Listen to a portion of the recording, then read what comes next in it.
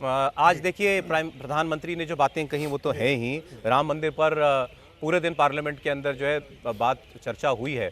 UP assembly में भी बहस हो रही थी। आज योगी जी ने भी बोला, उन्होंने अखिलेश यादव जी से पूछा ये कि आप भी नहीं गए राम जी के मंदिर में, आप भी नहीं गए वहाँ। उन्होंने उनसे ये भी कह दिया ब्रिटेन तो आप खूब जाते हैं।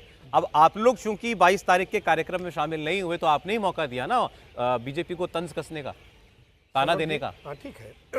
अभी भारतीय जनता पार्टी के जो नेता हैं सिद्धार्थ जी, हम सब बात कर रहे हैं कि आज मोदी जी ने जो संसद में पूरे 5 साल की जो सफ़रनामा है उस पर उन्होंने प्रकाश डाला कि हमने धारा 370 पे भी काम किया, हमने राम मंदिर पे भी काम किया। उन्होंने अपनी उपलब्धियां गिनाई।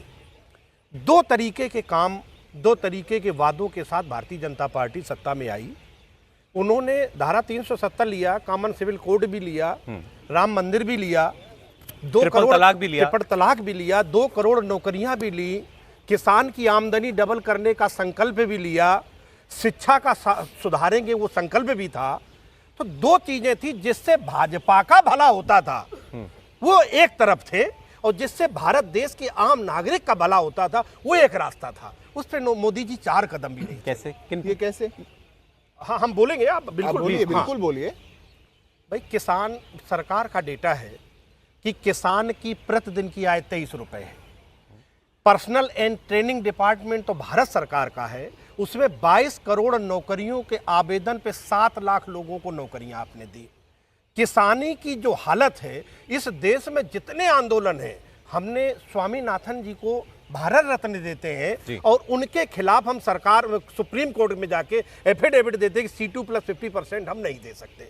तो जो सरकार का था, मैं जवाब दूंगा, जो आपने जो 116 लाख करोड़ का आपका शिक्षा का बजट होता था, आपके सारे बजट खर्च होते हैं, आप शिक्षा के बजट को पूरा खर्च नहीं करते हो। खाद पे सब्सिडी आप घटा देते हो। मेरा सौरभ जी सिर्फ ये कहना, मैं बहुत डेटा पे नहीं जाना चाहता हूं, जो इस देश में आम जन कल्याण के फैसले थे वो फैसले की जगह अडानी अंबानी के फैसले होते हैं। अब मैं इसका जवाब बीजेपी के प्रवक्ता, एक सेकंड, बीजेपी के प्रवक्ता से लूंगा, लेकिन मैंने जिस सवाल से शुरुआत की उसका आपने जवाब नहीं दिया। चर्चा तो राम मंदिर पर आज हुई ना, क्यों बचते हैं इस सवाल से? कहां बचते हैं फिर? भाई हमारे एक बात बताएं सौरभ जी, हम मंदिर कब जाएंगे ये भाजपा वाले पूछते रहते हैं। भाई उस मंदिर से मेरे अगर हम भगवान, जैसे हमारा संविधान है सौरभ जी, हम लोग लोकतंत्र में हैं, हमारा संविधान सर्वोपरि है, इसमें कोई शंका है? बिल्कुल ठीक। और भारत का संविधान किसी भी विचारधारा को मानने की पूरी आजादी देता है, इसमें कोई डाउट है? कोई डाउट नहीं है। और हम अपने व्यक्तिगत आस्था के मामले हम कैसे सुलझते हैं, अपने इष्ट को हम कैसे प्रणाम करते हैं, हम आस्तिक हैं, किस भगवान में मेरी पार्लियामेंट में धन्यवाद प्रस्ताव में कुछ 2 शब्द तो बोल सकते थे आपके पार्टी के लोग, उसमें अपने शब्द भी तो जोड़ सकते थे। आप वीडियो चल रहा था इंडिया टीवी पे, मैं घर में देख रहा था, अखिलेश जी, माननीय मेरे नेता अखिलेश यादव जी ने कहा कि मैं अकेले अपने परिवार के साथ, अपने बच्चों के साथ, बगैर VIP प्रोटोकॉल लगाए आम श्रद्धालु की तरह भगवान राम के दर्शन करने जाऊंगा। ये उन्होंने रखा है बात, आपके टीवी पे मैंने देखी। नहीं, मैं तो आपकी पार्टी के तौर पे जानना चाह रहा हूँ, ये धन्यवाद प्रस्ताव पार्लियामेंट में पास हुआ, आप साथ हैं उसके? राम मंदिर पर राम मंदिर बना, देश की संसद ने धन्यवाद प्रस्ताव पारित किया है, समाजवादी पार्टी उसके साथ है।